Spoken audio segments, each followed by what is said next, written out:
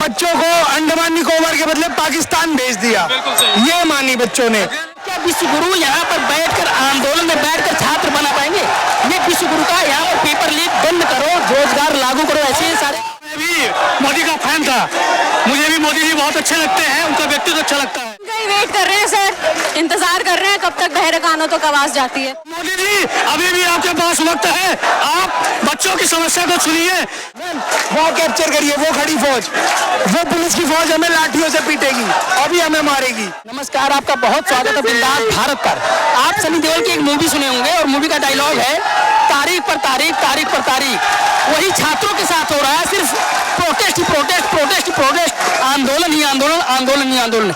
इनको लगातार धरने पर बैठना पड़ रहा है, लगातार प्रोटेस्ट करना पड़ रहा है, लगातार आंदोलन करना पड़ रहा है, जिसकी सबसे बड़ी वजह है एसएससी, रेलवे, बैंकिंग सारे एग्जामों में धोखाधड़ी, धांधलेबाजी, परीक्षा लीक, पेपर लीक। और इसके साथ ही सबसे बड़ी चीज ये है कि जब सत्र शुरू आता है, संसद सत्र शुरू आता तब डीओपीटी मिनिस्टर और एसएससी के चेयरमैन से शिक्षकों की मुलाकात हुई थी, वहां पर उनकी बैठक हुई थी। बिंदुवार तरीके से इन्होंने शिक्षक ने सारी चीजें दी थी और वो बोले थे कि हम मानेंगे, लेकिन उनमें से शायद एक भी मांगे अभी लिखित रूप में नहीं मानी है। फिर जिसकी वजह से अभी स्टेनो का एग्जाम हुआ और स्टेनो के एग्जाम में वही धांधली देखने को मिली, जिसकी वजह से इतने आप देख रहे हैं इतने छात्र आकर बैठे हुए रामलीला मैदान में, शिक्षक सारे बैठे हुए हैं। यहाँ पर नीतू मैम है, यहाँ पर अभिनव सर है, यहाँ पर राकेश यादव सर है, आदित्य रंजन सर है, सारे लोग सिर्फ और सिर्फ छात्रों के कंधे से कंधे मिलाकर उनके साथ बैठे हुए और उनके लिए ऊर्जा के रूप में काम कर रहे हैं। आइए इन्हीं छात्रों से, इन्हीं शिक्षकों से बात करते हैं, देखते हैं क्या उनकी मांगे हैं और क्या उनकी मांगे पूर्ण होने के आसार है। सरकार का कोई भी रिस्पॉन्सिबल पर्सन आकर इनकी मांगों को सुनेगा? आइए इन्हीं लोगों से पूछते हैं। क्या नाम है आपका? मेरा शुभ नाम सचिन शुक्ला है, मैं प्रतापगढ़ कुंडा से बिलोंग करता हूँ और अभी मैं नेक्स्ट आईएएस का स्टूडेंट हूँ ओल्ड राजेंद्र नगर में। तो जो ओल्ड राजेंद्र नगर में तैयारी कर रहे हैं आईएएस की, और ये बच्चे जो पिछले 2 साल 3 साल से नहीं बल्कि 5-5, 6-6 साल से तैयारी करने वाले, 8-8 साल से तैयारी करने वाले, लेकिन इनकी मांगे कोई नहीं सुन रहा है। जब शिक्षक लोग डीओपीटी मिनिस्टर से मिले, उन्होंने आश्वासन दिया कि हम बच्चों की सारी मांगे मांगेंगे, बिंदुवार तरीके से उन्होंने आश्वासन दिया कि हम ये मांगे मानेंगे। लेकिन क्या उन मांगों से, जो राकेश यादव सर अपने चैनल पर आकर घोषणा किए थे कि हम इन मांगों को मांग लेंगे, तो क्या उनमें से कोई मांगे मांगने चेयरपर्सन हो या राजेंद्र सिंह जी हो जो डीओपीटी मिनिस्टर है, कोई मांगे उन्होंने मांगी? अगर मांगे कंपान नहीं, बच्चों को अंडमान निकोबार के बदले पाकिस्तान भेज दिया। ये मानी बच्चों ने। बच्चे सेंटर पे पेपर देने ट्रैक्टर पे बैठ के जा रहे, जो बच्चों के लिए माँ बाप सोचते कि एक सपना देखते हैं कि यार 1 साल बच्चा मेहनत करता है और उसे एक झटके में बिगाड़ देते हैं, एक झटके में। हमारा कहना सीधा आप मीडिया के माध्यम से कहना चाहूंगा कि मोदी जी जो लगातार 15 साल से प्रधानमंत्री हैं, ये उनको देखना चाहिए कि 5 सालों लगा लो, इसमें 30 साल होने को जी कि 15 साल लगातार कंटिन्यू आप प्रधानमंत्री हैं, आप अपने देश को कितना देख रहे हैं? विदेश की यात्राएं आप अपनी गिन लीजिए, विदेश का खर्चा गिन लीजिए। अगर आप अपने देश के युवा को सेल्फ सफिशिएंट बनाएंगे, अगर हमारा युवा सेल्फ सफिशिएंट होगा तो तभी हम चाइना की बराबरी कर सकते हैं। और कैसे आप ग्लोबल लीडर आप तो बन गए, लेकिन हमारा युवा कैसे ग्लोबल लेवल पे जाएगा? अगर हमारे युवा को टॉप पे लाना है तो उसके लिए आपको क्या कदम उठाना चाहिए? क्या ऐसे निठल्ले चेयरमैन को बैठा के रखो जो बच्चों की डिमांड न सुने और इस तरह की संख्या में बच्चे इकट्ठे हों, डेली आए, खुद का पैसा खर्च करके, उनको रहने का प्रॉब्लम, कितनी सारी एकोमोडेशन प्रॉब्लम, फिर यहाँ आने का जाने का कौन है? कैसे हम अपने युवा को सेल्फ सफिशिएंट कैसे बनाएंगे? आज का हमारा सवाल ये है। जब हम बात करते हैं विश्व गुरु बनाने की अपने देश को, तो क्या विश्व गुरु यहाँ पर बैठकर आंदोलन में बैठकर छात्र बना पाएंगे? ये विश्व गुरु का यहाँ पर पेपर लीक बंद करो, रोजगार लागू करो, ऐसे सारे आपके माध्यम से बताना चाहेंगे कि सरकार चाहती है कि ये लोग ऐसे करते रहे, हम इसको खत्म कर देंगे, बट कब तक आप खत्म करोगे? आप ये जान लीजिए, आपके माध्यम से सरकार को भी ये चेताना चाहता हूँ कि सरकार, मोदी गवर्नमेंट ये जान ले, मैं भी मोदी का फैन था, मुझे भी मोदी जी बहुत अच्छे लगते हैं, उनका व्यक्तित्व अच्छा लगता है, लेकिन आज सबसे ज्यादा गुस्सा किसी पे आ रहा है तो जब हम यूथ को जब हम लोगों को ऐसी प्रताड़ना झेल के यहाँ आना पड़ता है, सबसे ज्यादा गुस्सा किसी पे आता है तो मोदी जी पे आता है। मोदी जी आप गए विदेशों के लिए इतना कुछ किए, लेकिन फिर भी कह रहे 25% से 50% का किया गया। आज 50% टैरिफ है। कोई विदेशी अमेरिका हो, चीन हो, रसिया, सिर्फ रसिया हमारे साथ खड़ा है। आप विश्व गुरु कैसे बनाओगे? आप खाने को तो दे नहीं पा रहे हो। 10 किलो आवाज बहुत आ रही है आपको।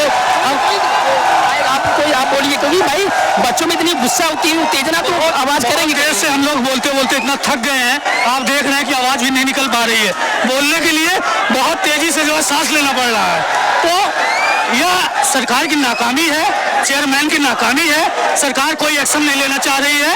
अगर सरकार को यह लगता है कि हमारी सत्ता जाने वाली नहीं है, जैसे कि अमित शाह जी ने कहा कि 15 साल तक अभी आप नहीं आ पाओगे, विपक्ष में खड़गे जी से उन्होंने कहा पार्लियामेंट के स्पीच में कि 15 साल तक आप आने वाले नहीं हो।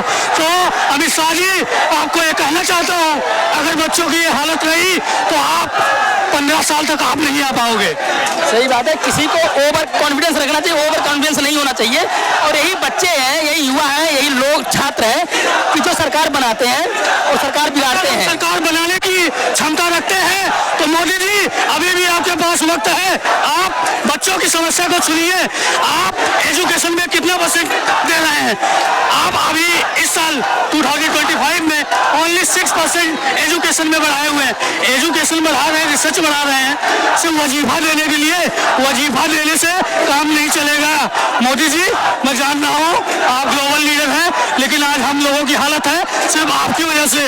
क्योंकि अगर आप विदेश न जाएं, इतने पैसे विदेशों में खर्च नहीं करें, तो आज हमारे आपके देश के बच्चों की हालत ये नहीं होगी कि हम बोलते हैं। सरकार क्यों नहीं सुन रही है? क्योंकि यहाँ पे एक भी सरकार का बच्चा नहीं है। हाँ, ये बात सही है। आदमी का बच्चा यहाँ नहीं है।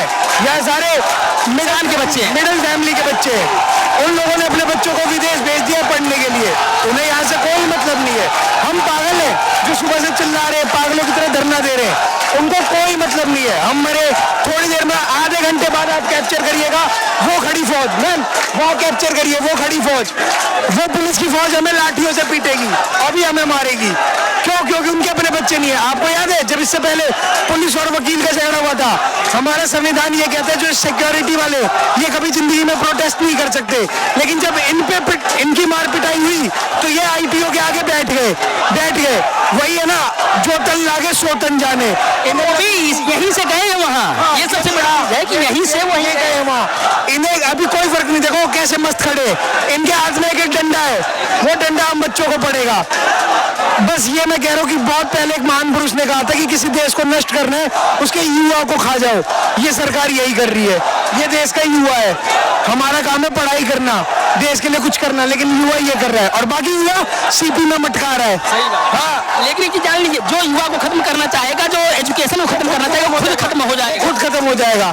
मैं आपके माध्यम से यही कहना चाहता हूँ कि जो बच्चे देख रहे हैं, जितने हो सके वो इस मोदी के खिलाफ ऑनलाइन या ऑफलाइन यहाँ प्रोटेस्ट जरूर करें। हम मैम, ये बच्चे सुबह से बैठे हुए हैं, लगभग 7-8 घंटे हो गए और सरकार के महकमे का कोई भी अधिकारी अभी तक नहीं पहुंचा। तो क्या लग रहा है कि इनकी मांगे पूरी होंगी कि या फिर इनको पिछले तरीके से, जो जब अभी 1 महीने पहले जब सर को डिटेन किया गया था, तो फिर इनको भी लाठी दिया जाए, आप लोगों को डिटेन किया जाए, फिर ऐसा कुछ देखने को मिलेगा कि कोई सोल्यूशन मिलेगा?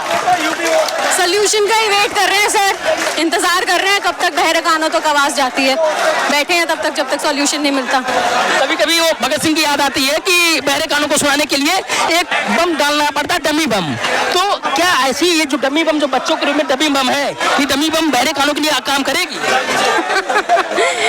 ये डमी बम तो मत कहिए। नहीं, मैं डमी बम इस्तेमाल कर रहा हूँ कि जैसे भगत सिंह असेंबली में जब बम फेंके थे, तो सिर्फ आपकी बात समझ रही हूँ मैं, आपकी बात। बस वेदना है, अगर सबके पास दिल है, आत्मा है, वेदना है, सरकार को दिखनी चाहिए ये चीज़ कि हम बहुत तकलीफ से गुजर रहे हैं।